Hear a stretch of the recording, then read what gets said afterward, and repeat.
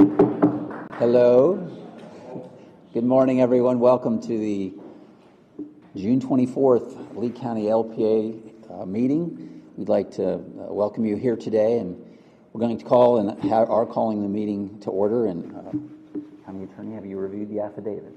Good morning, Amanda Swindle. For the record, I have reviewed the affidavit of publication, and it is legally sufficient. Thank you very much. If you'd all rise, we'll say the Pledge of Allegiance. I pledge allegiance to the flag of the United States of America and to the republic for which it stands, one nation, under God, indivisible, with liberty and justice for all. Thank you. You may be seated. This is a public forum. I'm going to make two statements. The first statement is, since we have many, if any of you would like to speak at today's hearing, I would ask that you get with Janet and fill out one of these cards, and then Janet will bring that to me so that you can speak. And then secondly, this public forum section is for people that wish to speak on items that are not on the agenda. Is there anyone here that wishes to speak on something other than an agenda item? I see none, therefore we will move forward. The next next order of business is the minutes of May 20th. Members of the LPA, have you reviewed the minutes, and do we have a motion? I make a motion to approve. Thank you. Do I have a second? We have a motion and a second. Any discussion? All in favor, say aye. Aye.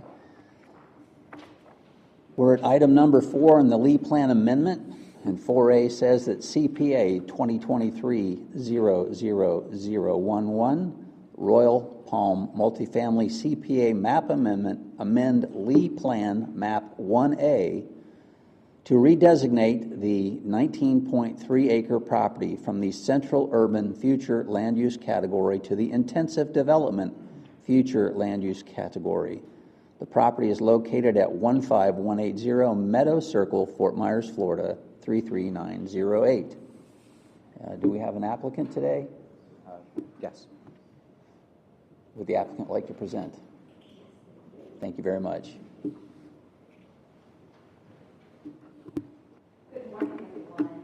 For the record, my name is Megan Stradborn. I'm an attorney with Stradborn, Person, Small, and Fisher here on behalf of the applicant. We are requesting a comprehensive plan amendment today. There is a corresponding zoning request, but today's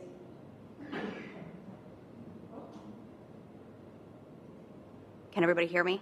Okay. But today's request will just be focusing on the comprehensive plan amendment.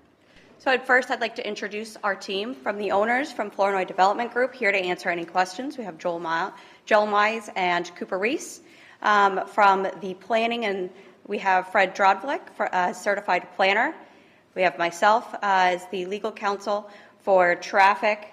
We have Ted Treesh, and for civil engineering, floodplain management, Elizabeth Fountain. We also have here present from J.R. Evans to discuss any evacuation-related questions, Jim Von Rintelm. And at this time, we would ask that that they be deemed experts in their respective fields for Fred, Ted, and Elizabeth, as well as Jim. So this request, as indicated, is a comprehensive plan amendment request. It'll be requesting to change from central urban to intensive development. And this property is located on the corridor of US 41, and it will really be bringing down the intensive development comprehensive plan to follow the corridor, 41 corridor. So for example, turning here, this is the development. And just to put everything in perspective and orientate everyone, this is the Lowe's, which is intensive development, so it will be bringing that down the 41 corridor. It consists of just over 19 acres, and it is the former Royal Palm Village Mobile Home Park, and it has been for decades. Understandably, it suffered irreparable damage during Hurricane Ian, and unfortunately, the owners turned it over, and now we are here for a comprehensive plan amendment to change the comprehensive plan, designate it as intensive development, and move forward. And there is a corresponding zoning case that will be heard before the hearing examiner shortly. I will turn it over to Fred.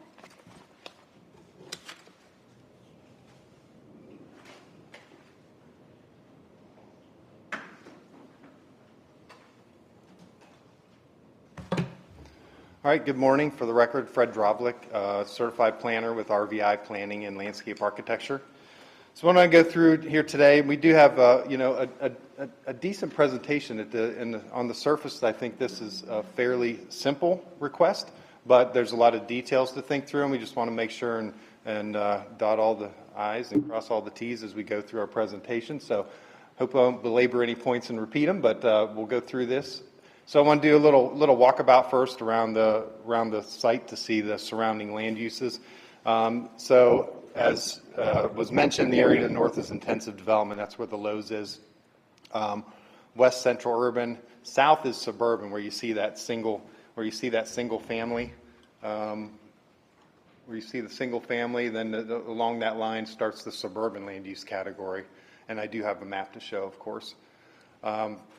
Property in the north, east, and west is either multifamily or commercial. Everything out here on US 41 is commercial with a car wash and a strip development, retail plaza, and of course, you start going north of this and you see the Walmart Supercenter, then you're at Gladiolus and 6 Mile and 41, and there's all kinds of development there with Home Depot and Bahama Breeze and Popstroke and all kinds of development there and north, as we are very familiar with the US 41 corridor all the way up to Bell Tower at Daniels. So this is a very busy corridor and what I would call an employment center, which is important for this request.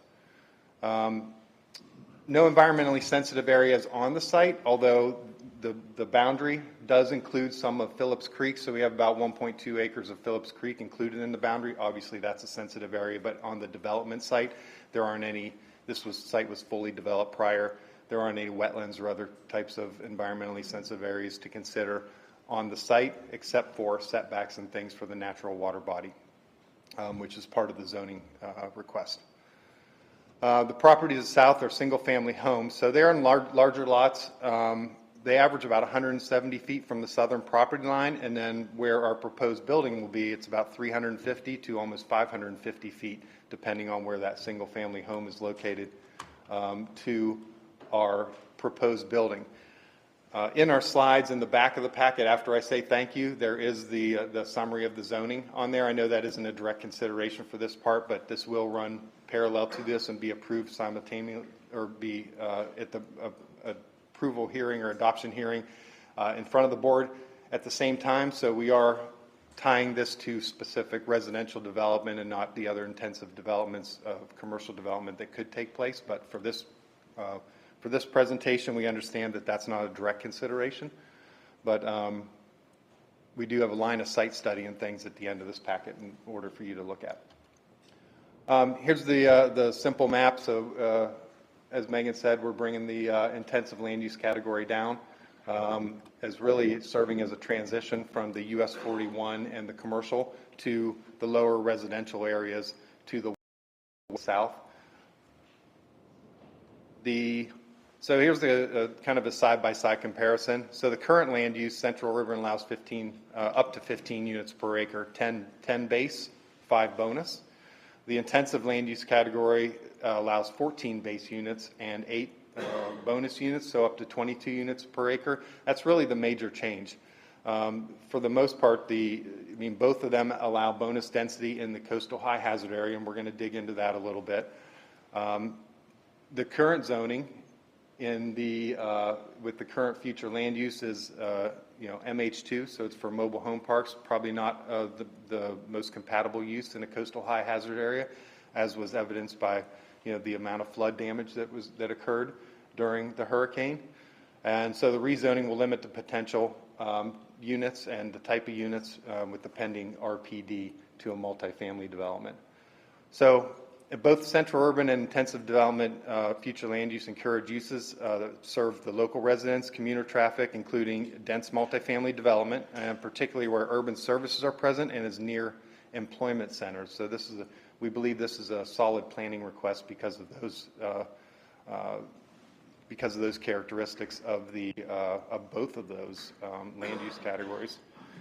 And so some of the benefits of this is the land use change is necessary. One, part of the request is, to build I mean, we're right now at AE11. I mean, so the elevation that may be adjusted a little bit, but for the most part, there's a lot of fill that's going in there, a lot of development going to be built. Whatever gets built there is going to have to be the new standards, the FEMA flood standards, the new Florida building code. So that type of development is obviously expensive, but then the benefit is that we're able to do this in today's economy and in today's costs of building, and then provide some units for either affordable or using the gray water statutes legislation for some density. So it'll probably end up being probably a mix of both of those. So some affordable housing and some environmentally sensitive units as well. So those are the higher density allows for both those to take place, and we believe it's consistent given the characteristics and the infrastructure available. And the staff agrees that because of those characteristics, we're consistent with the Lee plan, and we'll hit on those a little bit. Just real quick overview of the current zoning, hit on that a little bit, but MHC2, so it was a mobile home park, kind of a legacy zoning for a mobile home park there. Current building elevations and requirements that would be used for the site provide substantially superior resiliency. So this is certainly a resiliency effort taking place to redevelop this as multifamily. And this allows the overall request, the intensive land development would allow up to 426 units. Our zoning is limited that to 391. And as far as evacuation, which is a concern in this area, it's part of coastal high hazard, so we have to consider evacuation times and hurricane times. It can be argued, and we'll go through traffic and some other things, and Elizabeth will come up here and speak to some of those details. But for the most part, a mobile home community typically results in a higher rate of evacuation participation and sheltering needs. So this should help alleviate that, and then we'll show that the traffic impacts in this area, because of the amount of access they have to major arterials and evacuation routes, are really negligible. All right, so for planning analysis, so we're gonna jump up and down a little bit, so be patient with us. So first I'm gonna go into planning analysis, and we're gonna have Elizabeth Fountain come up here and speak to really the coastal high hazard area and what that means, and some of the details of that. And then she'll be turning it over to Ted Treese for traffic.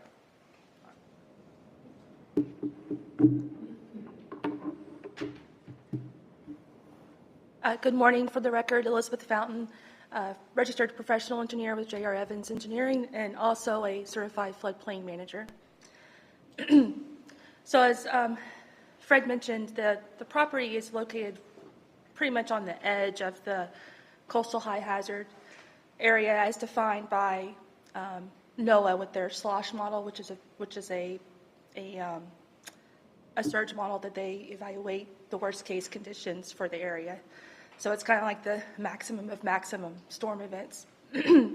But conversely, it's also located outside the FEMA-defined coastal high hazard area, which is based on pretty very current detailed analysis on the storm surge characteristics for this geographic area. The property is zoned in AE11, which means that all the buildings will have to be built at a higher elevation than currently exist. They'll have to include freeboard for all the habitable spaces, so it's definitely going to be a more resilient type of development. The property, because it's in the coastal high hazard area, it's in an evacuation zone A, which is not atypical of this type of property within the coastal region of Florida. In regards to evacuation routes, the property is very close in proximity to designated evacuation routes. You've got US 41, Daniels Parkway, all are designated state evacuation routes. And based on the traffic study, there's not a significant increase in the amount of evacuation cars leaving the facility. And I wanted to point out that because of the change from a manufactured home park to a multifamily development, it is true that manufactured homes have to be evacuated when there's a threat of a storm. So you're obviously going to have all those people having to leave the site, which creates more vehicles on the road and more of an evacuation situation. As part of the development, we've already prepared a emergency preparedness plan in draft form that meets all the county requirements, and that's been provided as a supporting document for this case. So I'll turn it over to Mr. Treesh to talk about the traffic impact and evaluation.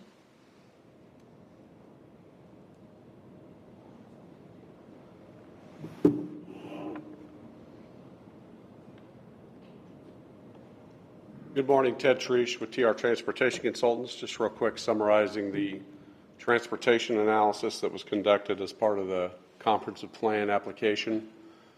The analysis was based on the trip generation difference based on the maximum development intensity that could be obtained between the two different land use categories, the existing land use category and the requested category. Based on the change, it would only be an increase of 51 additional trips in the PM peak hour, which is pretty negligible increase based on the area that this project is located. Based on our analysis, there would not be any changes necessary to the long-range transportation plan or the short-term capital improvement plan, both in Lee County or to the Florida Department of Transportation. As the application indicates, we have met with the Florida Department of Transportation. This property does have some frontage along US 41. We're requesting a right-in, right-out access to 41, which the property currently does not have.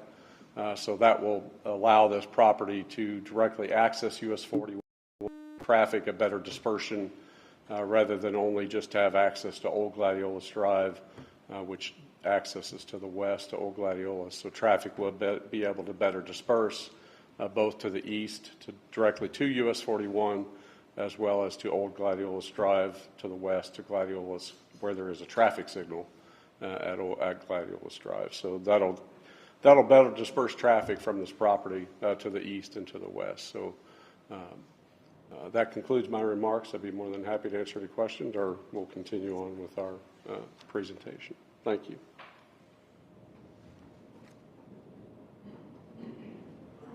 I just ask if any of you start to speak, just make sure your mic's on. I know I've brought it up before, but sometimes they're not on. All right. So let's get through some Lee plan consistency. To begin, though, we are in agreement with the staff report and their recommendations. We didn't have anything to push back on or clarify. So we'll stand by their recommendations and their analysis on that. So I won't go through every single point on these because they do a very good job. We do add some other policies here that I do want to hit on a little bit in addition to the ones that were in the staff report. So one is, consideration, a major consideration, as you know, for your position is to find this request consistent with the comp plan. So one of the first pieces is it consistent with the intensive development future land use category. So some of the highlights of the intensive development future land use category are that they're along major arterial roads. Here, Ted mentioned that we're going to request access to Old Gladiolus. I think that's an important feature of this, to have that dispersion and access to not only bikeways and pathways, but to US 41 and really connecting better to that employment center instead of Old Gladiolus to Gladiolus and then going back to the US 41 intersection or south to Summerlin. So connection to major arterials, I think that box is checked. Needs to be suited to accommodate higher densities and intensities. Some of this has to do with infrastructure, some of that has to do with connections to roadways, and just in general is urban services and infrastructure in place to support this type of request. And we'll go through that and find that I think this is very well suited to be connected with all the necessary urban level infrastructure in order to support this development. And one of the pieces of intensive development is that mixed use developments of high density residential, commercial, light industrial, and office uses are encouraged. So in this case, high-density residential that's in the middle of commercial, light industrial, and other office uses. So I think this fits in as a mixed use, providing a mixed use in the intensive development in this area extremely well, and putting people in close proximity to where they may work and play. So in that way, central urban and intensive land use categories both encourage that multifamily development where urban services are present. So it's consistent now, and I think with intensive it'll be consistent later. It'll just provide a little bit more density for that residential development. I think it's considered then as an urban infill redevelopment, and replace that mobile home park, but obviously was at risk for flooding, so we think that's a great allowance that this density will provide for us. And then new construction will be at the flood elevations of a hurricane-resistant multifamily structure. So staff finds this consistent with 1.1.2 in the intensive development future land use category. Other two are speaking about allowing intrusions into residential areas for higher intensive development. 5.1.2 directs Lee County prohibit residential development where physical constraints exist or require the density and design to be adjusted accordingly.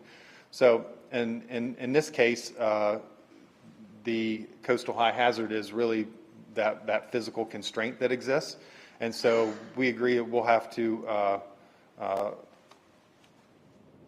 that the design standards will be required to be adjusted according with policy 2.2, including standards of the Florida Building Code and FEMA-based flood zone developed or built to the flood zone elevations necessary. And then the companion rezoning does provide increased setbacks between Phillips Creek and the nearest proposed residential buildings. Really, even more importantly, it increases significantly the setbacks that were there for the existing mobile home parks. I mean, there were some mobile homes that were right down there. They had 5 feet, maybe 10 feet off the waterway, and some of them had docks and stuff. It wasn't terrible development at all. It was actually very nice, but the requirements now are at least a 50-foot waterway setback plus additional setbacks that will be provided through the zoning. And then direct high-density residential in 5.1.3, high-density residential development to locations near employment centers, shopping centers, schools, parks, and mass transit and bicycle facilities. I put some of the points here right out of the staff report. They did a great job of summarizing this in detail. And then I have another public infrastructure slide that I'll hit on as well. And so staff finds this consistent with 5.1.3, and I'll hit on some of the highlights as to why in another slide or two. The policy 101.1.4 is an important one. So it requires comprehensive plans amendments which increase density within the coastal high hazard area or on islands to meet one of the following criteria. So this is regarding life safety issues with hurricane evacuation times. So we believe that our end proposal will meet number one, that we will not exceed 16 hours for a Category 5 storm event here, and that will be consistent. But there are 3 other options that we would be required to meet through this proposal once we go to development. So we acknowledge that the proposed development will be comply with 101.1.4, and we believe we meet that. Policy 101.3.2 restricts development in coastal high hazard areas to uplands. So as I mentioned, there was no environmental issues or wetlands or anything else on the 18.2 acres of actual development. Phillips Creek makes up the remainder of that area, but on site we are building on what is considered uplands. So staff found us consistent with that as well. Just a couple more. So these are the ones that came to mind when we first worked with this piece of property. First thing you see, it's coastal high hazard. So what's that mean for us? So one, it means that we have to prohibit the use of TDUs and bonus density utilizing cash contributions. So we either have to do site build affordable, which we are proposing, and that's what our bonus density is asking for, or use legislation like the Graywater for density over the base units that are on site. We believe we're going to probably use both of those things to meet the bonus density, so there won't be any cash contribution, there won't be any TDUs. It'll be site-built affordable or greater legislation used for the bonus density. And then bonus density, that's what 101.3.7 is. Bonus density for site-built affordable housing development will be considered in the coastal high hazard area, and that is what we are proposing. So the applicant considers, my summary then for that part at the end is that we consider this bonus density in this area and this higher intensity planning, we consider this good planning. Formal mobile home park flooded, I don't know, 2 to 3 feet, I want to say, during Hurricane Ian. We successfully terminated. I think there's some people here in support of that from the former mobile home park from the Royal Palms. And so we think this is smart planning in the CHHA. Appropriate location for resilient type of building and multifamily type of development that will sustain any type, well, hopefully any type of onslaught of storms and be built to the modern standards. All right, public infrastructure, again, I'll rely on the staff report. They did a great job on this. We highlighted the things that the utilities, Lee County Utilities can serve this with sewer and water. They serve it now. Roadways has adequate capacity, as Ted pointed out. We are absolutely proposing new access onto 41. It's actually just south of, there's this car wash here, and then we meet here for, I don't know, 100 feet or so, and proposing that right in, right out. We can't say that's for sure because there's some intersection separation we have to work through with FDOT, but they seem amenable to it in their initial meetings. Right in, right out only, but that would be a great access because that then provides access to the bikeways that are on both sides. There's a bus stop. That's part of this too. There we go. There's a bus stop that is just north of the that car wash, so it is actually a pretty short walk once that connection is made to get to the bus stop to Route 140, which goes to Merchants Crossing, Bell Tower, and Route 240 that goes to Coconut Point Mall and Bell Tower. So those a major bus route that connects you well for commuting on the bus to get to your work, and runs often enough that it's actually one of the useful areas in Lee County for the bus routes. You don't have to wait an hour in between. You can actually get to work on time. And then shared path on, there's a major shared path. Obviously, this is within that walking distance, that quarter mile to Lakes Park. So what a great place to be able to walk down Old Gladiolus, which is a quiet road, because we are not proposing to try to connect that to 41. That was something mentioned to us at one point. Are we trying to get a connection for Old Gladiolus onto 41? We are not. Just this development is proposing to access 41 for its own use. So that Old Gladiolus will remain quiet, an easy walk to Lakes Park for people. Fire station close, sheriff station close. This is a well-serviced area. All right, this is a state comprehensive plan consistency that we like to analyze. Natural resources and enhancing quality of life through efficient development and separation of urban and rural uses.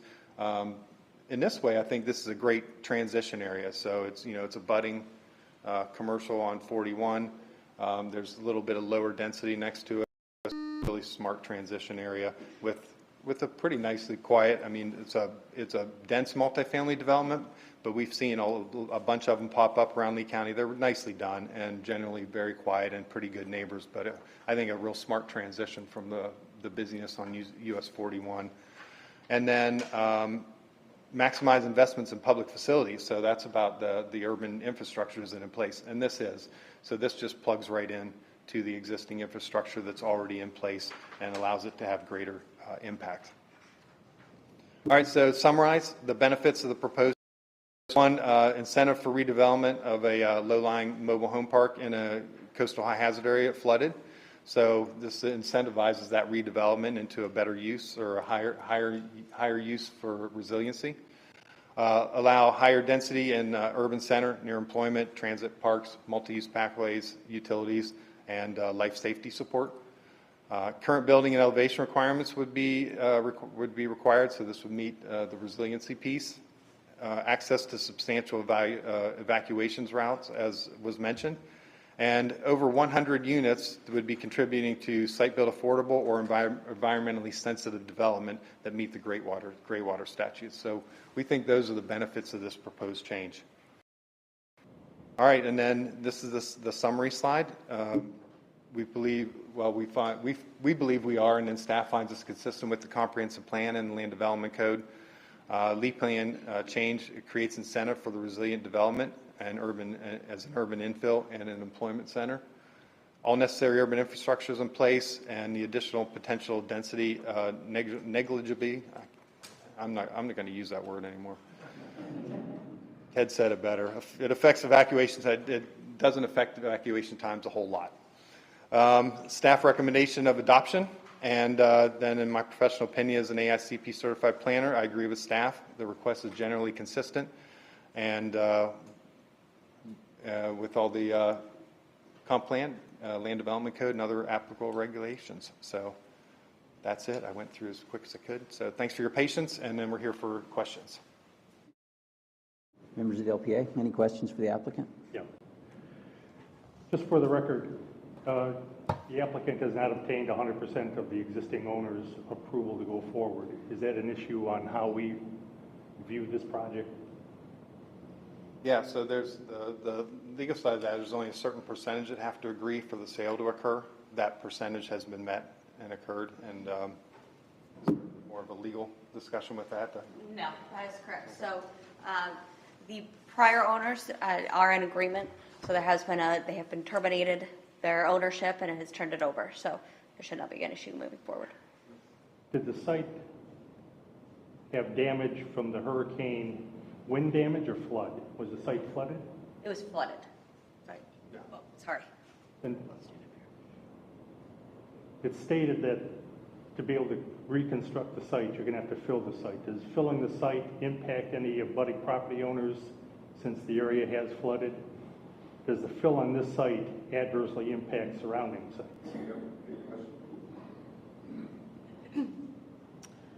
So right now, they're putting together the development plan for that. The analysis that goes into the development of that site, we are confirming that the proposed grading is not going to cause adverse impacts to the neighboring properties. So, meaning it's not going to increase flood elevations on those properties. Just so you know, the flood zone associated with the property is based on coastal storm surge, not necessarily the typical rainfall runoff event associated with like a creek or stream watershed. So that analysis will be run through and confirmed. And also be an improved drainage plan as part of the development process. Yeah. If FDOT denies your request to do a right-in, right-out on 41, how does that impact your site? Well, for one, we would have to have, there would be an additional deviation that they'd have to consider at zoning because we'd only have one exit, one entrance, one exit. So in that way, I think that would be a significant concern for this request and for our zoning request. You know, in talks with the staff and other members of the commission regarding the land use change, that's an important component. So we consider it essential for this. So we're working hard to get that permit. Good questions. Hey? Thank you very much, Fred. It's a good report, and I appreciate it for several reasons. I'm talking with a few of the people before the meeting. It was pretty obvious that the flooding causing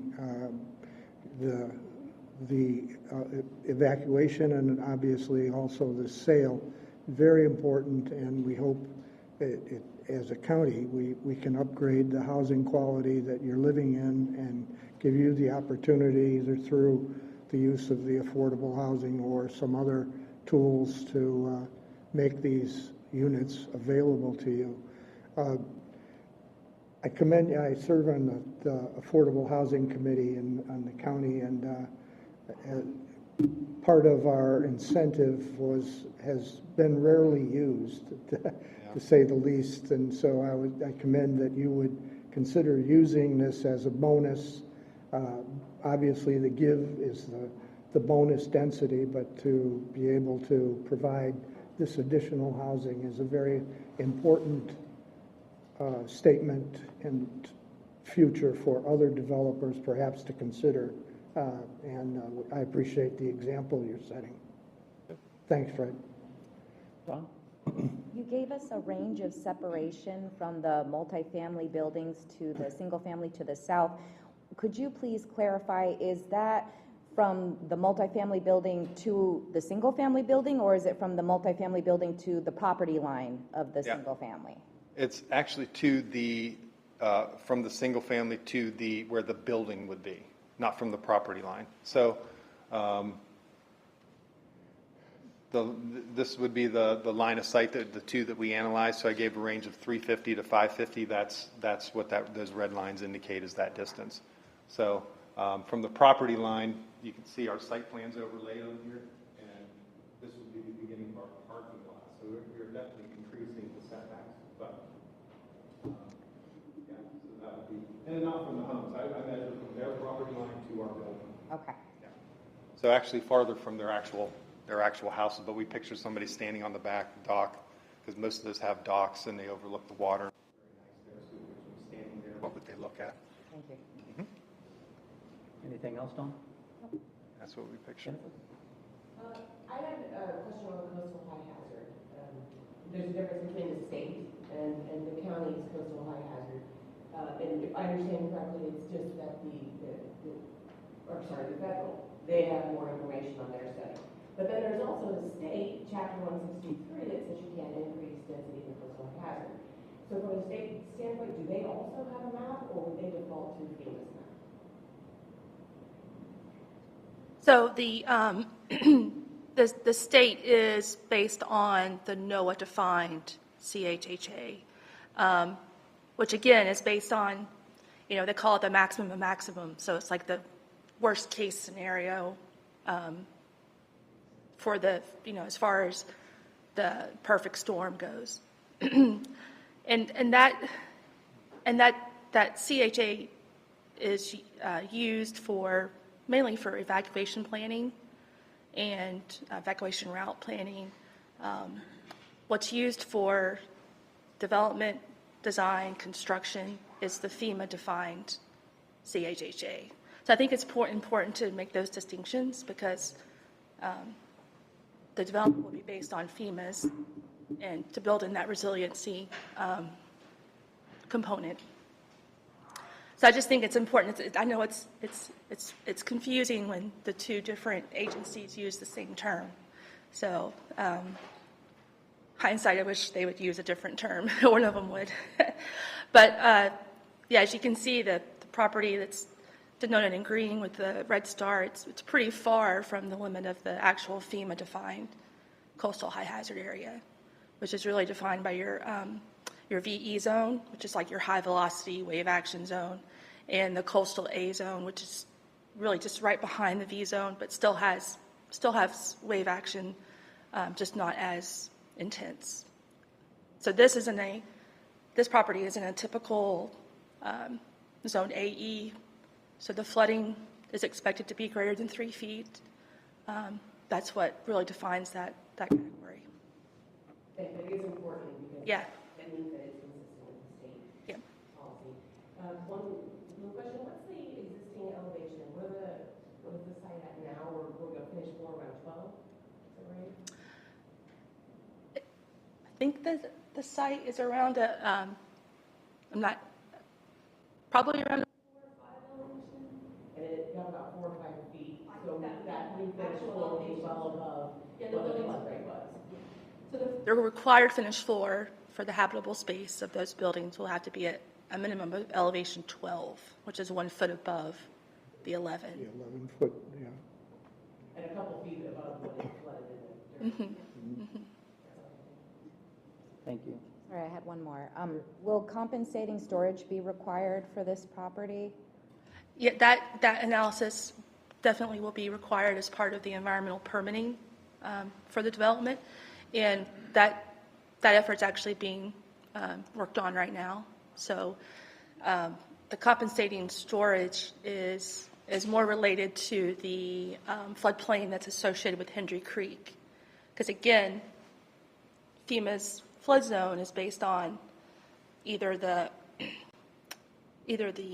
maximum of the coastal storm surge flood zone or the riverine. In this case, the riverine is a lot lower than the coastal. So, but floodplain compensation is typically based on your riverine floodplain. I have a couple of questions for whoever is the appropriate responder. Have the single-family home owners to the south been contacted either by requirement or by courtesy? Has there been any dialogue with them? Yeah, we tried to have some dialogue. So they have been contacted by courtesy, so we weren't required because in this planning community there wasn't a required meeting.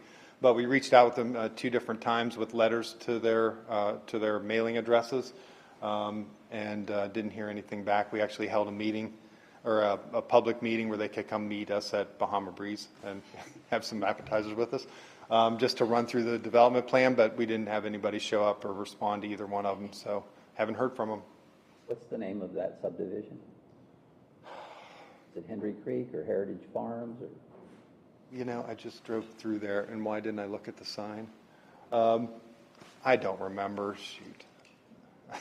Well done reaching out to them. All right. Is the access to 41, if granted, uniquely available to those that live in this community, or will it have public access to that 41 access point?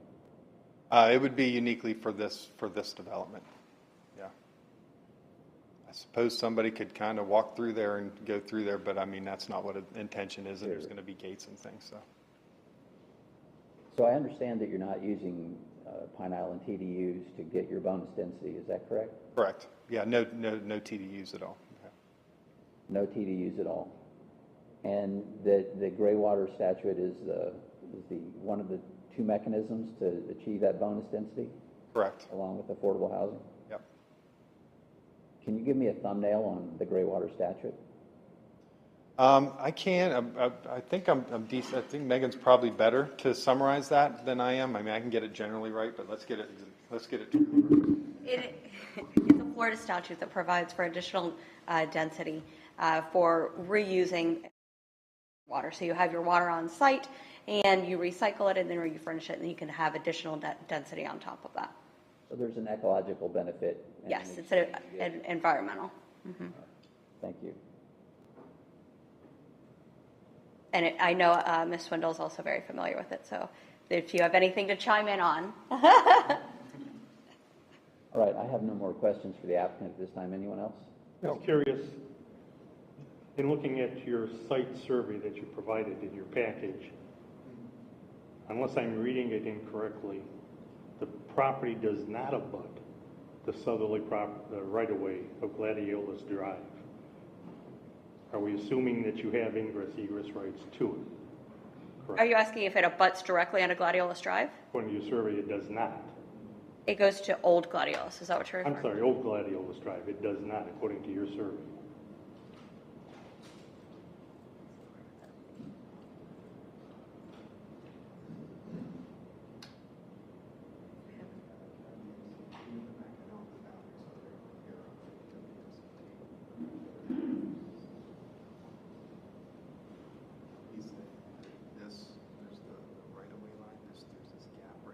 Oh, okay. In between, and it does not. Yeah, it's a Lee County zone.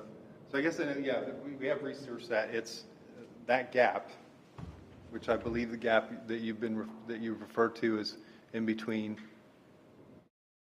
There's the Lee County. There's the right of way for Old Gladiolus. Then there's the gap, and then there's the boundary, the property line, and that is Lee County owned. And then through process of with DOT to get access, we'll be able to traverse that area, but it is Lee County owned. We have established that. Catch? Anybody else? No. All right, the LPA has no more questions for the applicant at this time. May have some after we hear from staff. Would staff like to respond to this?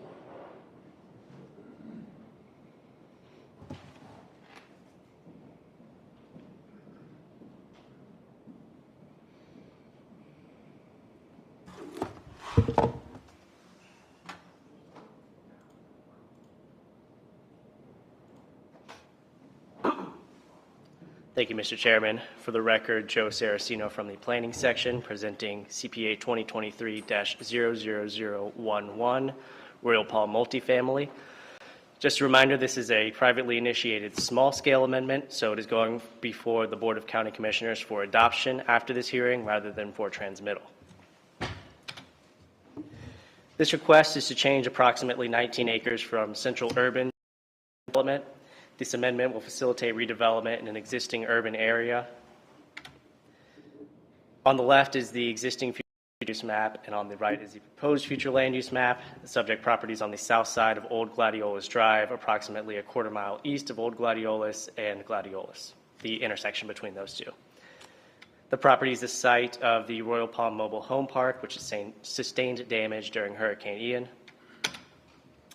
Sewer, water, solid waste, fire, EMS, police, transit, and school capacity are all available to serve the subject property consistent with Objective 2.2. The amendment is consistent with Goal 5, which promotes residential development in appropriate locations. There's employment and shopping centers in close proximity, including existing scattered retail along US 41, as well as Bell Tower and Market Square nearby. There's also an existing area of industrial development near this location. The proposed development would allow for a mix of densities consistent with Policy 135.1.9.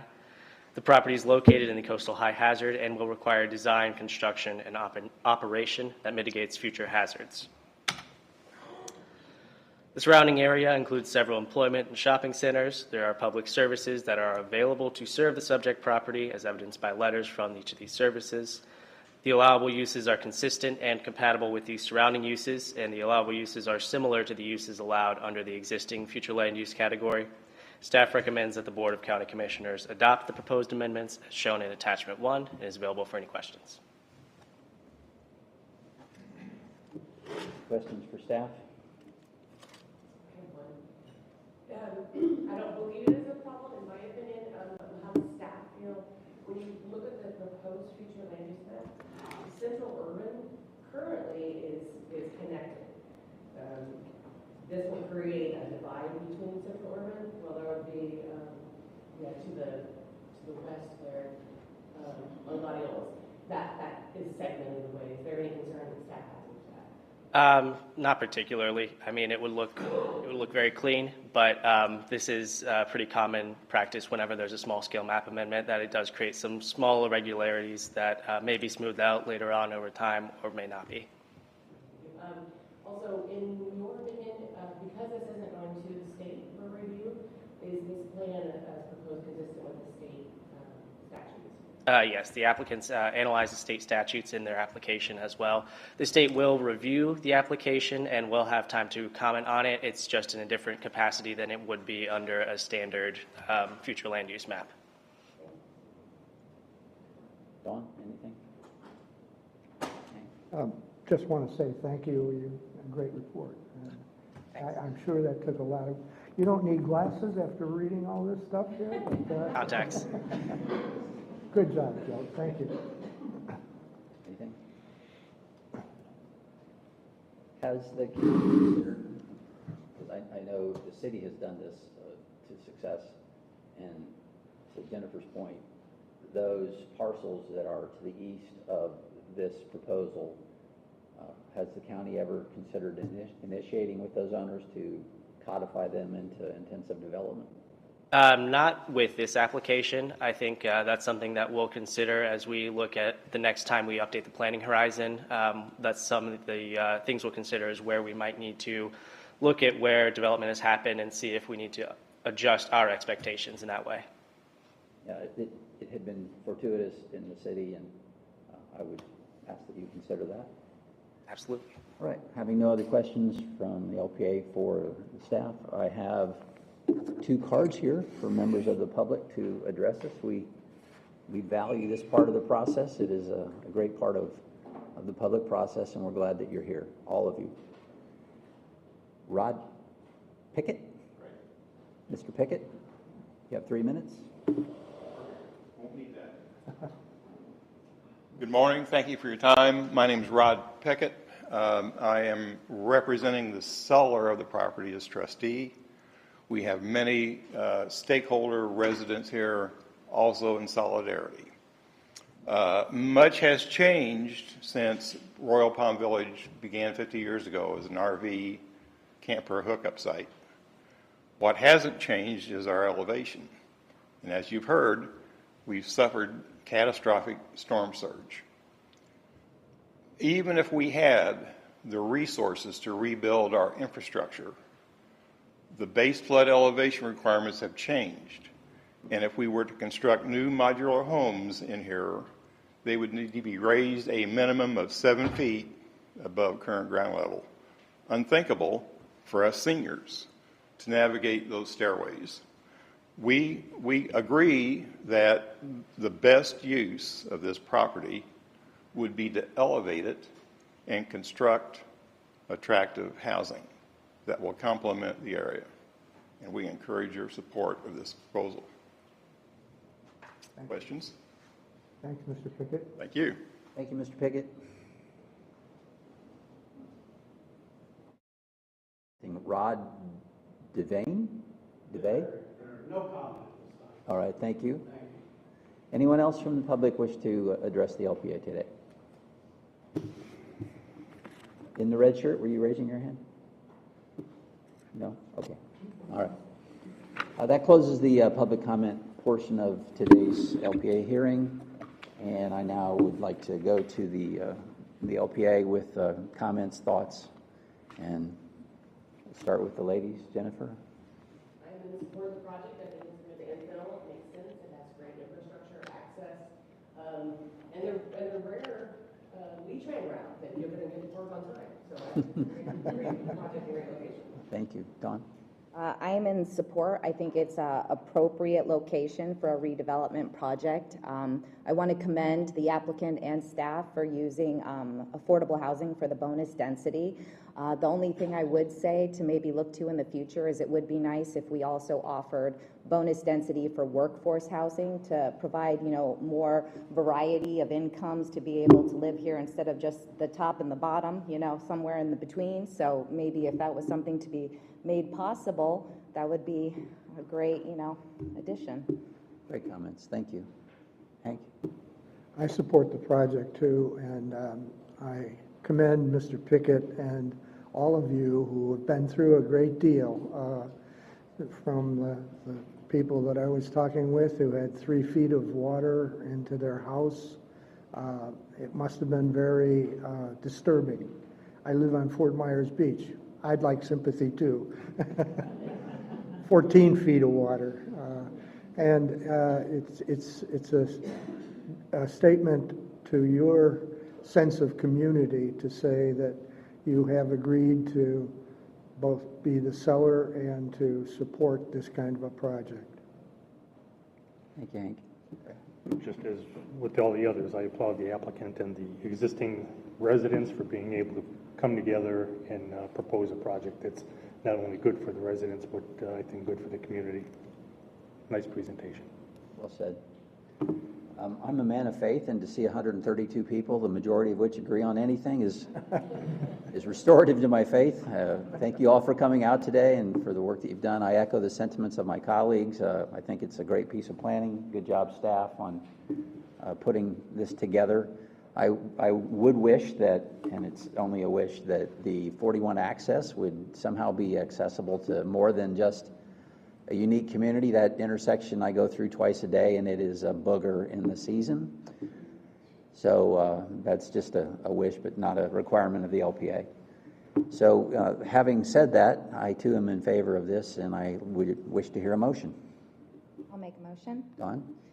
Motion to redesignate the 19.3 acre property from central urban future land use category to intensive development future land use category. Thank you. Do I have a second? I second. Hank, got a second? Any further discussion?